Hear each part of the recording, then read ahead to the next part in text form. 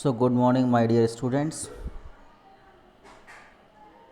In this video I will start from this topic, difference between sexual and asexual reproduction. Difference between sexual and asexual reproduction. Let us see the first point. Asexual reproduction, it require only one parent.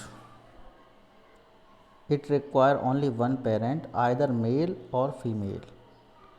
And sexual reproduction, it require both the parents. Clear? In asexual only one parent is involved. In sexual both the parents are involved, male or female. Second point, in asexual reproduction the new plant is identical to the parent plant. New plant is identical to the parent plant.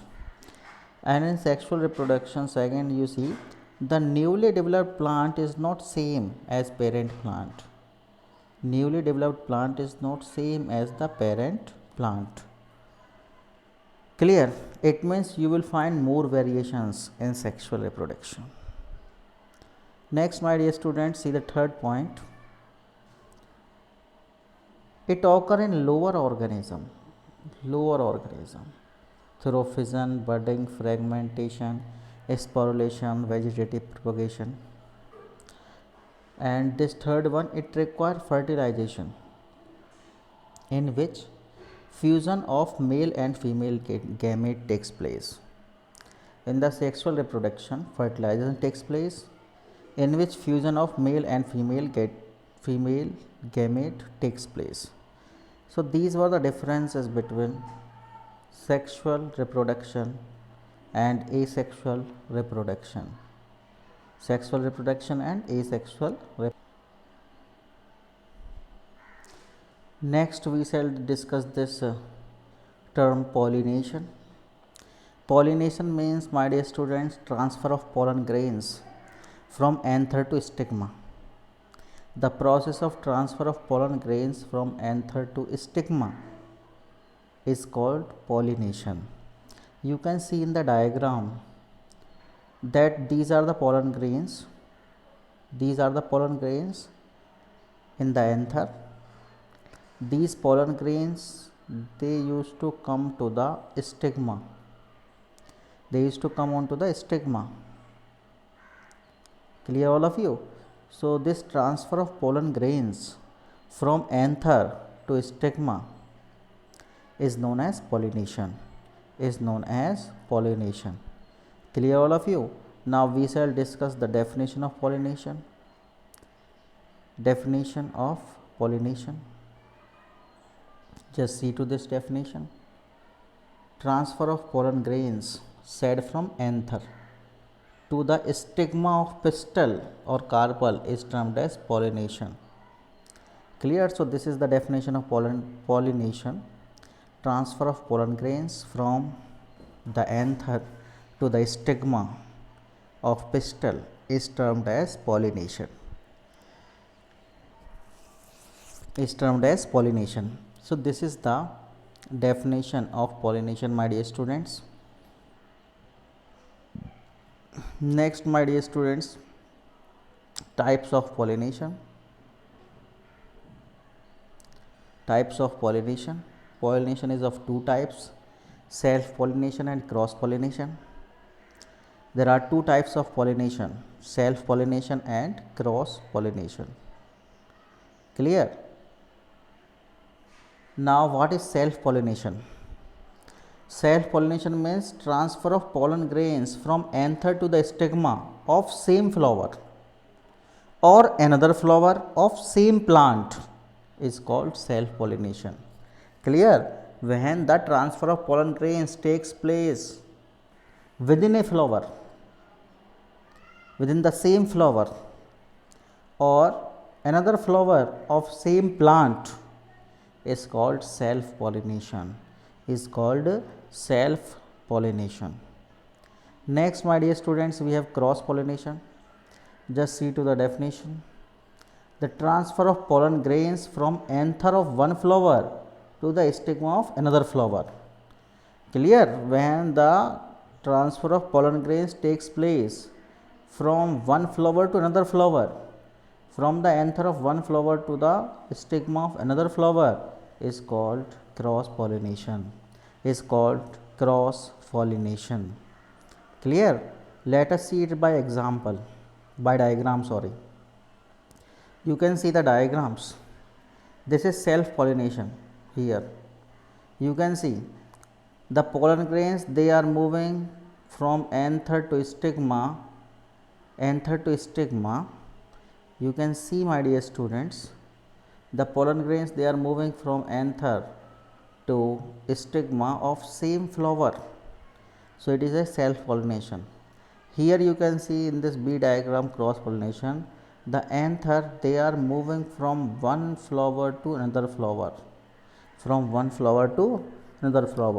So transfer of pollen grains is taking from one flower to another flower of different to a different plant of same variety, that is known as cross pollination. Clear, all of you? So this is about the self pollination and cross pollination.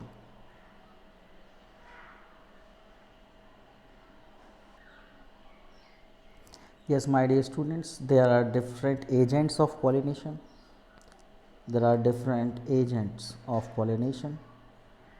Cross pollination is brought about by various agents like insect, wind, water. These insect, wind, water, they are the agents of pollination.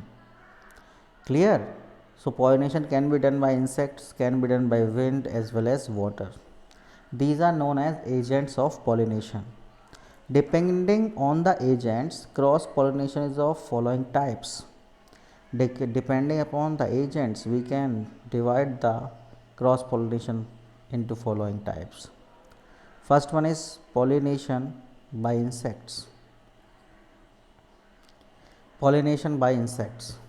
Insects such as bee, butterfly, moth, flies, hummingbirds, they helps to pollinate the flower. Usually they visit the flower to get the nectar. Usually these birds and insects, they used to visit the flower for getting nectar.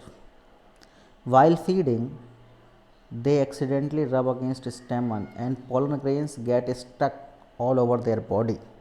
So they used to come to the flower for nectar, for collecting nectar. But my dear students, some of the pollen grains may get stick to the body of the insects, and when they visit another flower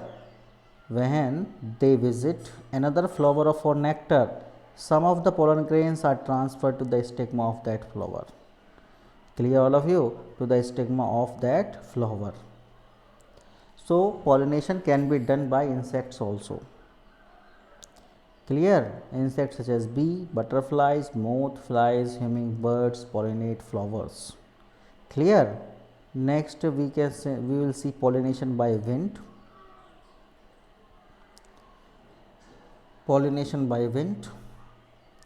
Some flowers of plant like rice, maize, grass, they are pollinated by wind. When the plants get matured, pollen grains are blown away by the help of wind. Some of these pollen fall on the stigma of another flower, thus resulting in pollination. So some of the pollen grains, they are moved, they are transferred by the air. Clear? From one plant to another plant. So pollination can also be done by the help of wind. Next, my dear students, next is pollination by water. Pollination by water. Pollination by water in most aquatic plants such as Hydrilla and Valsinaria. The male flowers are completely submerged in water. On maturity, they get detach and float on the surface of water. When they come in contact with the female flower, the pollen grains falls on the stigma, thus leading to pollination. So in the plants like Hydrilla, Valsinaria, these are aquatic plants. In these aquatic plants, the pollination can also be done by the help of water. Pollination can be done by the help of water. Clear?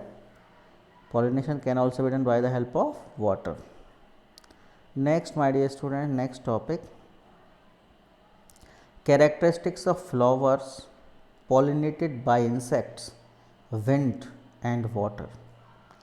Characteristics of flowers pollinated by insects, wind and water. Let us see by insects. Flowers of the plants pollinated by insects show following characteristics. Clear? So, characteristics of flower pollinated by insects. This is the first one. They are large in size. These flowers, they are large in size. Second, they are brightly colored. Their petals are brightly colored and sweet smelling flowers in order to attract the insects. So, they are brightly colored and sweet smelling flowers in order to attract the insects. Due to this reason only, the insects are attracted towards the flower. Next, they produce nectar in large quantity. These flowers, they used to produce nectar in larger quantity. Clear? For the collection of nectar only, the insects will come near to the flower.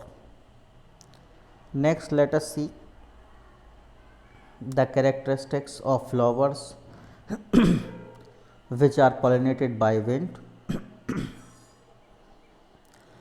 Characteristics of flowers which are pollinated by wind. First characteristics, they are small and have dry and light pollen grains. These flowers are very small and they have got dry and light pollen grains which can be easily carried by the help of wind. These dry and light pollen grains can easily be carried by the help of wind. The pollen grains are producing in large quantity so that at least some get chance to reach the stigma. So, these flowers will produce more amount of pollen grains so that at least some may reach to the stigma.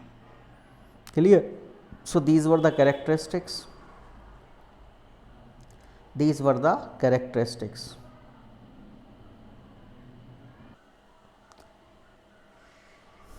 Next characteristic is this: the style of the female flower is projected out.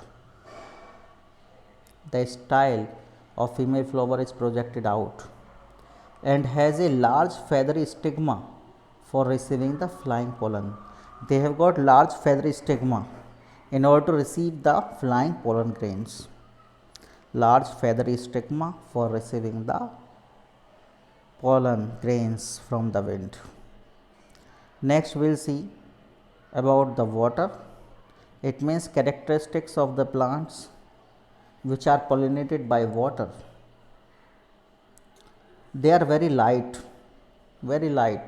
so they can easily float in water. Then second, they do not produce nectar. These flowers, they do not produce any nectar. Next, the pollen grains are produced in large quantity. In these flowers, pollen grains are produced in large quantities, and male and female flowers, they are produced on separate plants. Male and female flowers, they are being produced on the separate plants. Clear, all of you? Got it understood? So, next we will see tomorrow.